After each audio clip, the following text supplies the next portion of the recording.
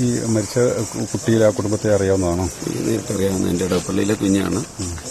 നിറ്റാമത്ത ബെന്നി തെക്കുംമേട്ടത്തിൽ കീരിത്തോടെന്നാണ് ഇതിൻ്റെ പേര്.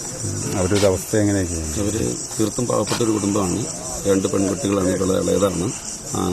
അപ്പച്ചൻ മരിച്ചിട്ടൊരു 3-4 വർഷമായി. ക്യാൻസർ മൂലം മരിച്ചതാണ്. മറ്റേ ആൾക്ക് ഒരു അപ്പൻഡീസിന് ഓപ്പറേഷൻ ചെയ്ത് എറണാകുളത്ത് ആശുപത്രിയിൽ അഡ്മിറ്റാണ്. അത് കാണാൻ വേണ്ടി നമ്മൾ പോയതാണ്. നല്ല മിടിക്കായ ഒരു പെൺകൊച്ചാണ്. സഹോദരിയാണോ ആശുപത്രി കിടക്കുന്നത്? സഹോദരി നേഴ്സിംഗ് ബാംഗ്ലൂർ പഠിക്കുകയാണ്. പഠിത്തം കഴിഞ്ഞ് തിരിച്ചു വന്നു. അങ്ങനെയാണ് ഈ ഓപ്പറേഷനായിട്ട് ബന്ധപ്പെട്ടത്. ബസ്സുകളുടെ അമിത സ്പീഡാണ് ഇത് ഈ അപകടം എന്നുള്ളതിന് യാതൊരു സംശയമില്ല. കാരണം ഇന്നലെ ഞാൻ നേരിട്ട് KSRTCയിൽ ഇവിടുന്ന് കട്ടപ്പനയ്ക്ക് കുറവുനിന്ന് പോയതാണ്. അന്നേരം തന്നെ 3-4 തവണ അപകടത്തിൽ ഈ ബസ്സല്ല ഞാൻ വന്ന KSRTC പെടാൻ തുടങ്ങി.